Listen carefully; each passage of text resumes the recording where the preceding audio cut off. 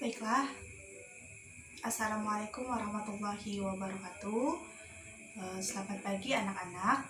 Nah, untuk pertemuan kali ini kita akan membahas mengenai pada pertemuan ini, pada mata pelajaran fikih ini kita akan membahas mengenai taharoh. Nah, kita akan belajar mengenai taharoh, di mana taharoh ini akan membahas tentang bersuci. Nah, di sini ada tiga poin yang bakalan kita bahas, yaitu yang pertama mengenai definisi taharoh, pembagian taharoh, kemudian definisi pengertian dari hadas dan najis. Nah, taharoh di sini itu bersuci seperti wudu, mandi wajib, dan tayamum. Nah, itu merupakan bagian dari taharoh. Nah, yang pertama kita akan membahas mengenai pengertian taharoh. Nah, taharoh itu menurut bahasa artinya bersih dan bersuci. Sedangkan menurut istilah taharoh itu melenyapkan sesuatu yang ada di dalam tubuh pakaian dan tempat yang menjadi hambatan bagi pelaksanaan sholat dan ibadah lainnya menurut tuntunan syariat Islam. Kemudian taharoh ini ada dalilnya juga. Dalil tentang taharoh itu terdapat pada Quran Surah Al-Baqarah ayat 222. Nah, yang artinya sesungguhnya Allah mencintai orang-orang yang bertaubat dan orang-orang yang menyucikan diri. Kemudian hadis Nabi, terdapat pada hadis Nabi, yaitu pada hadis riwayat Muslim, yang artinya Allah tidak menerima sholat seseorang yang tidak dalam keadaan bersuci.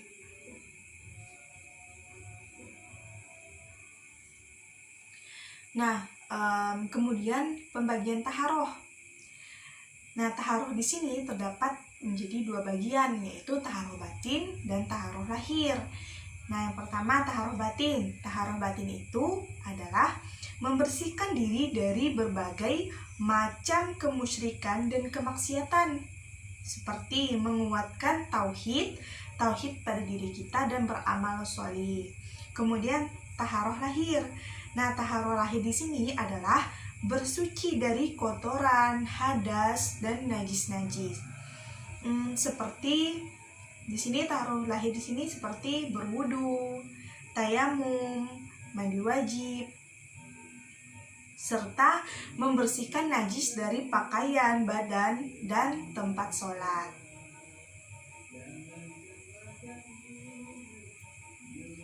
Nah, kemudian tata cara taharoh lahir.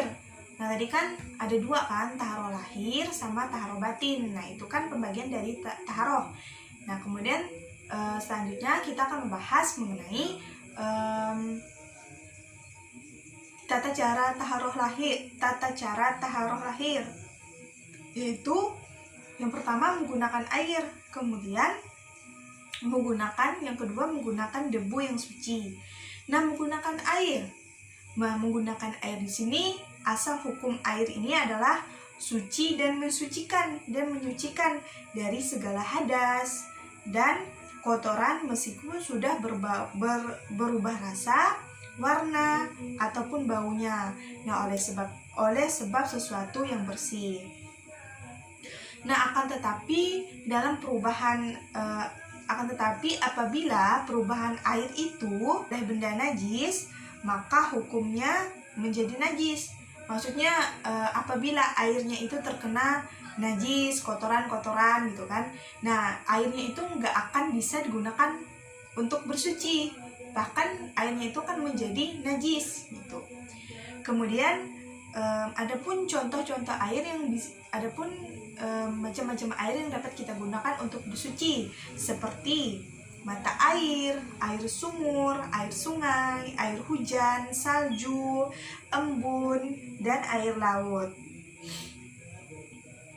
Kemudian menggunakan debu yang suci. Maksudnya gimana? Yaitu debu di sini itu sebagai ganti dari taharoh dengan menggunakan air, dikarenakan sebab-sebab tertentu yang dibenarkan oleh syariat. Menggunakan debu yang suci di sini maksudnya itu tayamum. Kita bersuci dengan cara tayamum, di mana ketika kita sulit untuk mendapatkan air, jadi kita itu bersuci bisa dengan bertayamum. Kemudian kemudian definisi hadis dan najis. Nah, tadi kan tentang taharoh. Nah, sekarang tentang hadas dan najis. Nah, di sini yang kita bahas itu pengertiannya. Nah, yang pertama pengertian hadas. Hadas di sini adalah sesuatu yang menyebabkan seseorang tidak sah melakukan ibadah tertentu, seperti sholat. Kemudian najis. Najis adalah sesuatu yang datang dari dalam diri manusia, atau dari dalam tubuh manusianya itu, ataupun dari luar manusia, yang dapat menyebabkan tidak sahnya badan, pakaian, tempat untuk beribadah. Kemudian ini kan hadas najis kan. Nah, di sini pembagian hadas. Selanjutnya kita akan membahas mengenai pembagian hadas. Macam-macam hadas. Nah, hadas itu ada dua. Yang pertama hadas besar, dan yang kedua hadas kecil. Ataupun sebaliknya, hadas kecil dan hadas besar.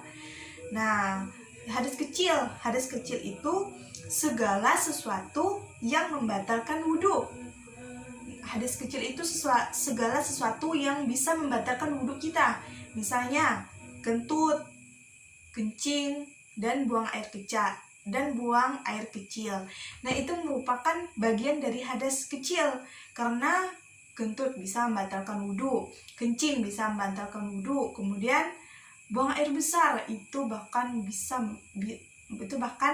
membatalkan wudhu. Kemudian hadas besar.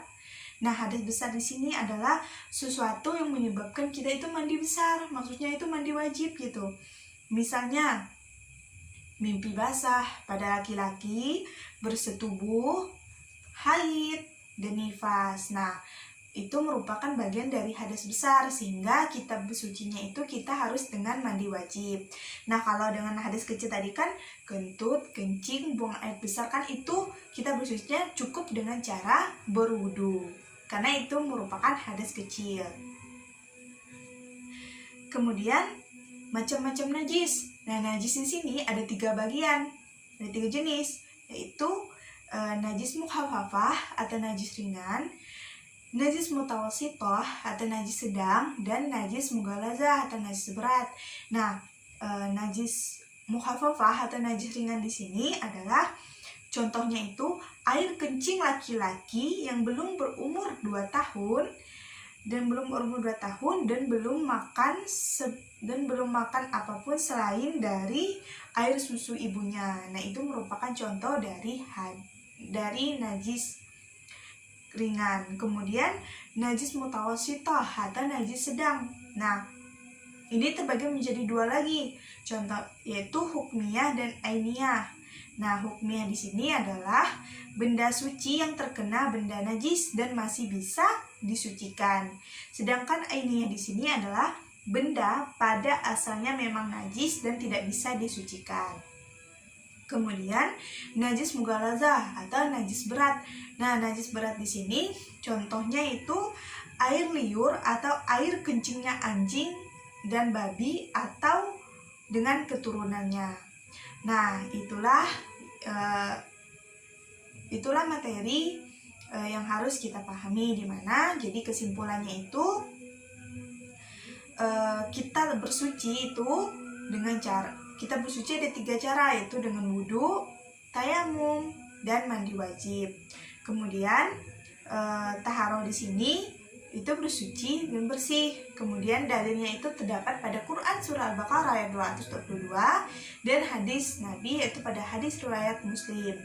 Kemudian pembagian taharoh ada 2, taharoh batin dan taharoh lahir. Kemudian tata cara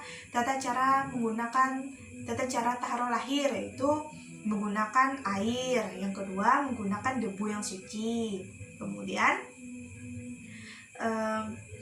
hadas dan najis. Hadas najis, kemudian macam-macam najis, macam-macam hadas, ada hadas kecil dan hadas besar. Macam-macam najis ada 3, najis mukhafafah, najis ringan, ada najis mughalazah, najis berat, dan najis mutawasitah, najis sedang. Nah, mungkin itulah yang dapat Ibu sampaikan pada hari ini. Kurang dan lebihnya Ibu mohon maaf. Minggu depan kita jumpa lagi pada materi tentang puasa. Iya. Sekian, terima kasih. Wassalamualaikum warahmatullahi wabarakatuh.